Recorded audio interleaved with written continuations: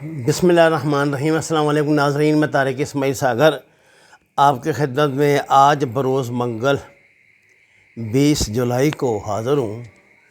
آج دنیا کے دیگر ممالک کی طرح افغانستان میں بھی عید تھی۔ صدارتی محل میں جب عید کی نماز پڑھی جا رہی تھی تو ایک عجیب و غریب منظر دکھائی دیا کہ یکے بعد دیگرے 3 دھماکے ہوئے، لیکن صرف 2 لوگ اس میں سے جو نماز پڑھنے والے تھے، ان میں صرف 2 لوگ تھے ایسے جو پریشانی سے نماز چھوڑ گئے، باقی سب نے اطمینان کے ساتھ نماز پوری کی۔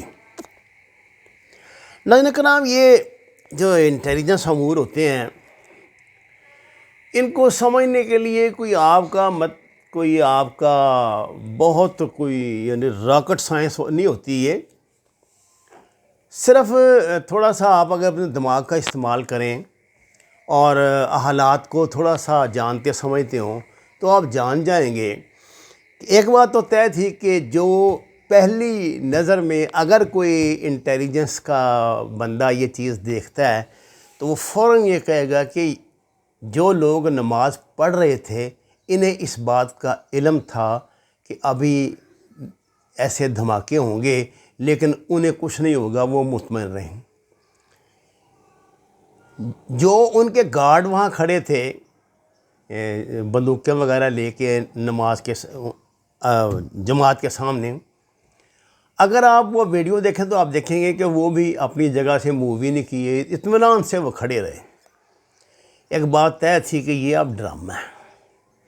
اس ڈرامے کا آغاز آج نہیں ہوا، اس ڈرامے کا آغاز پچھلے جمعے والے دن سے ہوا ہے، جب افغان سفیر کی صاحبزادی سلسلہ قائم خیلی کیا ہے وہ اغوا ہوئی، اس پر تشدد ہوا، ہیں جی، اور جناب اس کو دھمکیاں دے گئیں، اور جناب وہ کیا 50 کا کہ 500 کے نوٹ پہ لکھ کر دیا گیا کہ تمہاری ایسی تیزی کر دیں گے، اور یہ اور وہ محترمہ واپس تشریف لائیں۔ یہ تو پوری کہانی اب آپ کے سامنے متعدد مرتبہ آ چکی ہے۔ جس طرح یہ ڈرامہ شروع ہوا، یہ خبر نکلی تو سب سے زیادہ تکلیف انڈین میڈیا کو ہوئی، جس نے ایک جیلی عورت جو اب سب دیکھیں نا، سارے کو تو انہوں نے نا انٹیلیجنس والوں نے اعتماد میں لیا، ان کے تو 2-4 چینل ہی ہوتے ہیں، باقی تو دیکھا دیکھی پھر کرتے ہیں۔ اس وقت انفارچونیٹلی یا ان کی قسمت خراب، ان کو وہ تصویر زیادہ تر میسر نہیں تھی، حالانکہ یہ سلسلہ جو ہے وہ اس کا فریکوینٹلی انڈیا آنا جانا لگا رہا ہے اپنے والد کی طرح، سفیر موصوف کی طرح، ہز ہائینس کی طرح۔ اچھا، اب بات یہ ہے کہ انڈیا نے یہ ڈرامہ، اس کا پارٹ 2 ہے افغانستان میں، وہ سفیر بھاگ گیا اور یہ ہو گیا وہ ہو گیا۔ میں نے کل آپ سے گزارشات کی تھی، نہ کوئی سفیر ہے ان کا، نہ کوئی امیر ہے ان کا، نہ کوئی وہ ملک ہے، نہ تاریخی، میں اس کو مذاق نہ سمجھیں، افغانستان کبھی بھی ایک ملک نہیں تاریخ میں رہا، کسی تاریخ کے طالب علم سے پوچھ لیں، افغانستان کبھی ایک ملک نہیں رہا۔ اب بھی افغانستان ایک ملک تو نہیں ہے، یہ زبان کی اکائی، یہ ذات پات کی اکائیاں اور دیگر جو ان کے خرافات ہیں، ان کی بنیاد پہ اگر کبھی یہاں حکومت قائم ہو گئی، فرض کیا افغانستان کے میں ریٹ قائم ہو جائے، مکمل قائم ہو جائے ریٹ طالبان کی، سوال ہی نہیں پیدا ہوتا، تب بھی افغانستان اکٹھا رہے، شمالی افغانستان الگ ملک ہوگا، یہ جو ہزارہ جات والا ہے یہ الگ ہوگا، البتہ قندھار جو ہے وہ کابل کا حصہ ضرور رہے گا۔ یہ میں آپ سے گزارش کر رہا تھا کہ یہ تو سیدھی پلاننگ ہے، مجھے نہیں پتا، ابھی میں نے زیادہ میڈیا نہیں دیکھا، لیکن انڈیا نے بڑی قیامت اٹھائی ہوئی ہے، ٹھکا ٹھک پھینک رہے ہیں کہ جو صدارتی محل پہ حملہ ہو گیا، یہ ہو گیا نماز پہ کے دوران۔ اور مجھے ایک ذریعے سے یہ پتہ لگا کہ آئی پی کے ایس نے اس کی ذمہ داری لی۔ آئی پی کے ایس ناظرین اینٹی پاکستان، میں نے آپ کو پہلے بتایا تھا کہ جسٹ لائک یہ، اس کو آپ یہ سمجھ لیں، داعش سمجھ لیں، یہ انڈین داعش ہے اصل میں، ہیں تو اس میں جو لوگ وہ اس سے ٹوٹے ہوئے ہیں ٹی ٹی پی سے ہی، لیکن یہ انڈین داعش ہے، یہ وہ داعش ہے جس کا بانی یہ ہے آپ کا جو ان کا سیکورٹی ایڈوائزر ہے مسٹر ڈوال۔ ناظرین کرام، پاکستان کی بدقسمتی یہ ہے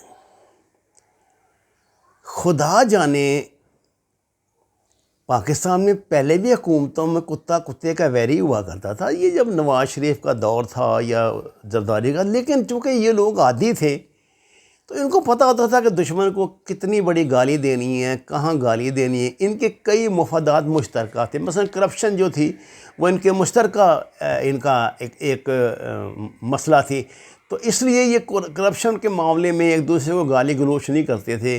عمران خان کی بدقسمتی ہے، عمران خان کی خوش قسمتی ہے، یا عمران خان کے ساتھ کوئی مسئلہ ہے کہ عمران خان کے ساتھ جس حد تک یہ لوگ دشمنی پہ چلے گئے ہیں وہ کسی کے وہم گمان میں نہیں آ سکتی۔ اس کی بنیادی طور پہ سیاسی سے زیادہ نفسیاتی وجوہات ہیں۔ دیکھیے پچھلے قریب 25-30 سال سے یہ دونوں ہی خاندان، یہ دونوں پارٹیاں پاکستان پہ حکومت کر رہی ہیں، اچھی یا بری جیسی بھی، بلکہ اگر 70 سے شروع کریں تو یہ تو سلسلہ پھر آگے 40-50 سال تک چلا جاتا ہے۔ یہی لوگ حکومت کر رہے ہیں، مسلم لیگ کرتی ہے مختلف رنگ بدل کے، یا پیپل پارٹی کرتی ہے۔ 70 کے بعد کی وجہ تو میرا شعور جب بالا ہوا تھا آپ کی بات کر رہا ہوں۔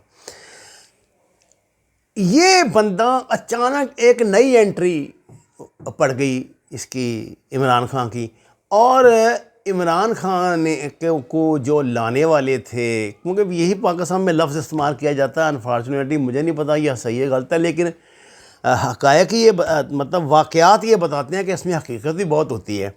عمران خان کو جو لانے والے تھے انہوں نے اپنا حساب کتاب اس کا سیٹ کیا، اور انٹرنیشنل اسٹیبلشمنٹ نے اپنا دانہ پھینکا آئی ایم ایف کا۔ عمران خان صاحب آئی ایم ایف کے پاس دوڑے چلے گئے، حالانکہ یہ کہا کرتے تھے کہ میں مر جاؤں گا لیکن میں نہیں جاؤں گا، بڑا کچھ انہوں نے کہا سنا ہوا تھا۔ لیکن جب بندہ سیاست میں آتا ہے نا، جب وہ ایک چکر لگاتا ہے نا وزیر اعظم ہاؤس کا، پھر اندر جو سلوٹ لگتی ہیں، جو سلامیاں ملتی ہیں، تو میں تو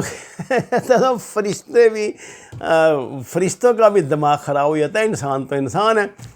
خان صاحب نے بھی پہلے میں 5 مرلے کا گھر، اور جناب میں 2 کمروں میں، اور جناب یہ اس کو یونیورسٹی بنا دیں گے، اور بھینسیں بیچ دو، گدھے بیچ دو، کاریں بیچ دو، یہ ڈرامے شرامے کیے آگے کچھ، یہ جاننے کے باوجود کہ سب فلاپ ڈرامے تھے۔ اب ان کی شخصیت کچھ متنازع بن گئی ہے جب سے وہ آئی ہیں اقتدار میں۔ کہ آپ کہتے کیا تھے اور آپ نے کیا کیا؟ اچھا، اب اس کا ان کے پاس صرف ایک جواب ہے کہ جناب اتنی کرپشن ہو چکی تھی۔ میں نے ایک دفعہ ان کے ایک بہت قریبی جو ہیں دوست، ان سے کہا تھا، میں نے کہا یار جب خان صاحب یہ کیا کرتے تھے جلسے اور دھرنا، تو فلمیں چلا کے بتایا کرتے تھے کہ 5 سال میں پہلے یہ تھا، 2 سال میں یہ تھا، وہ پورے باکس بنے ہوئے ہوتے تھے، اور یہ اتنے ذہین فتین ملکی غیر ملکی دماغ ان کے پاس جمع تھے۔ انہوں نے بتایا تھا نا اتنا کچھ ہو گیا، تو اب یہ نئی بات تو نہیں ہے، تو ان کو پہلے پتا تھا کہ لٹ پھوٹ چکا ہے پاکستان، چوانی نہیں ہمارے پلے، تو ان کو اس حساب سے وعدے کرنے چاہیے تھے، اس حساب سے کرنا چاہیے تھا، لیکن نہیں، وہ بضد ہیں کہ نہیں یہ اسی کوئی جواب ہو نہ ہو یہ تو ہوتا ہی ہے۔ اچھا، اب یہ بنی ایک بنیاد۔ اب بات یہ ہے کہ جو سیاست میں یہ آتی تھی نا پارٹیاں، پہلے تو آتی تو 5 سال کے لیے تھی، میرا زرداری نے یہ 5 سال پورے کیے تھے، تو کسی نے نہیں کیے، 3 ڈھائی 3 ساڑھے 3 سال ان کے ہوتے ہیں، پھر ہی آپس میں الزام تراشی کرتے ہیں، ایک دوسرے سے کتوں کتی ہوتی ہے، لڑ پڑتے ہیں، معاملہ ختم ہو جاتا ہے۔ اس دفعہ معاملہ کوئی انفارچونیٹلی ان کے لیے انفارچونیٹلی اور خان صاحب کے لیے فارچونیٹلی یہ ہوا کہ جو پولیٹیکل سچویشن ایسی بن گئی کہ جس طرح افغانستان نے جنرل ضیاء کو بڑا لمبا جھوٹا دلا دیا تھا وہاں مجاہدین نے، جب یہ مسئلہ شروع ہو گیا، ادھر روس آ گیا، تو جب امریکہ تو پہلے سے آیا ہوا تھا، اس کے آنے سے امریکہ کا وہ دور تھا جب امریکہ نے فیصلہ کر لیا تھا نکلنے کا۔ اب نکلنے کے لیے اس کو چاہیے تھا ادھر پاکستان میں بڑا مضبوط سہارا، وہ اسے خان صاحب کی صورت میں مل گیا، کیونکہ خان صاحب ماشاء اللہ پہلے ڈرون حملوں کو بھی خلاف تھے، ویسے بھی بڑے ہیرو ہیں، آپ کو پتہ ہے انگریزی خوب بول لیتے ہیں، تو انہوں نے کہا کہ یار اس بندے کو چلاؤ نا جب تک ہمارا دھندا چل رہا ہے۔ تو اب بھی تک ان کا دھندا چل رہا ہے۔ یہ جو آپ سنتے ہیں نا خبریں، یہ چین فلانے بات پہ ناراض ہو گیا، میں نے بھی 2-3 ویڈیو ڈالی ہیں یہ ہو گیا. وہ یہ ہے کہ یہ ابرپٹلی تو نہ کرتے نہیں امریکہ کو نا, ایک دم انکار نہیں کرتے. بس یہ ہے کہ اگر اس نے 100 روپے مانگے ہیں تو اس میں سے کوئی 70 یا 60 روپے دے دیے, پرسنٹ بات مان لی, باقی یہ نہیں کرتے کچھ. میں آپ کو بتا رہا تھا کہ پاکستان کیا کرے. میں کہتا ہوں پاکستان پہ فیٹ ایف میں جو بھی الزام لگا دینا, کوئی دنیا کا ملک, انڈیا نے کہا نا کہ ہم نے رکھا فیٹ ایف میں, بالکل صحیح کہا ہے. اس لیے کہ 100% اپوزیشن کی عمران خان سے ذاتی دشمنی ہے. جس طرح کہ عمران خان کی 100% اپوزیشن سے ذاتی دشمنی ہے, پاکستان تو کہیں کنسیڈر ہی نہیں کرتا یار. اس میں اسٹیٹ تو کہیں ہے ہی نہیں, ریٹ آف اسٹیٹ تو کہیں ہے ہی نہیں. اب دیکھیے نا, افغان سفیر کی بیٹی کا اغوا ہونا یا کچھ ہونا, یہ پاکستان کا نیشنل قومی مسئلہ ہے ہمارا. اب قومی مسئلہ کا انٹرنیشنل مسئلہ اب تو بن گیا. اس پر سیاست کرنا, کیا مریم نواز کو اس بات کا نہیں پتا کہ یہ انڈین گیم ہے؟ آپ کا کیا خیال ہے؟ جو اس کے ارد گرد ٹٹو پھٹو کٹھے ہوئے ہیں, ان کو نہیں پتا کہ کس کی گیم ہے؟ انہوں نے بتایا نہیں ہوگا اس کو. لیکن مریم نواز نے یہ کہا کہ جی عمران خان شرم کرو, افغانستان سے معافی مانگو. ادھر آپ کا وزیر خارجہ, آپ کا وزیر داخلہ ٹکرے مار رہے ہیں, دنیا کو للڑے لے رہے ہیں کہ بھائی یہ اس طرح اس نے وجہ نکلی ہے, فلانا ہوا, یہ ٹیکس چلی, وہ پورا وہ کر رہے ہیں. ادھر یہ جو ملک کی سب سے بڑی اپوزیشن کی لیڈر ہے, وہ کہہ رہی ہے کہ وہ کھڑی ہے انڈیا کے بیانیے کے ساتھ. یہ انڈیا کا بیانیہ نا جی کہ یہ ہوا سارا کچھ جو ایسے ہوا, تو اس نے کہا یہ ہوا تو معافی مانگو ان سے. یہ سیاست ہے. میں یہ ہمارے جو بھائی ہیں مسلم لیگ نون والے, ان سے پوچھتا ہوں کہ آپ سمجھتے ہیں یہ سیاست ہے؟ آپ سمجھتے ہیں کہ اس طرح مطلب اسٹیٹ کو چیلنج کر کے کیا آپ عمران خان کو الیکشن ہرا دیں گے کشمیر میں؟ اگر یہ فیصلہ ہو چکا ہے آپ کے بقول کہ عمران خان کی پارٹی نے جیتنا ہے تو وہ جیتے گی, یہ تو آپ بھی جانتے ہیں. ایسی باتیں کر کے ملک کی سالمیت کو کے لیے مسائل پیدا کرنا, یہ کہاں کا انصاف ہے؟ وہاں میڈم کشمیر میں کہہ رہی ہے کہ کشمیریوں کو کہ جی یہ جو ہے نا, یہ تو تمہیں اپنا حصہ بنانے جا رہے ہیں کشمیر کو, یہ تو تمہاری آزاد حیثیت ہی ختم کر دیں گے, یہ انڈیپینڈنٹ کشمیر بنوانا چاہتی ہے. مجھے یہ بتائے, اس کا باپ سب سے بڑا تھا حامی اس کا صدار قیوم کا, اب کشمیر بنے گا پاکستان کا. مسلم لیگ کا تو یہ نعرہ تھا. تو جہاں دشمنیاں اس حد تک ہوں کہ اس میں ریاست کا اسٹیک ہی داؤ پہ لگ جائے, وہاں پھر دشمن کامیاب ہو گئی, سازشیں کامیاب ہو گئیں. اب وہ کسی وہاں افغانستان میں امریکا کی ایمبیسی کے بعد ایک کوئی بندے 2-4 آ کے گولیاں چلا جائیں گے, کہیں گے ISI نے حملہ کیا تھا. ادھر یہ بیان دے دے کہ ہاں جی یہ تو ISI کا تو کام ہی یہی ہے کہ یہ کرے وہ کرے, تو کیا کر لیں گے آپ؟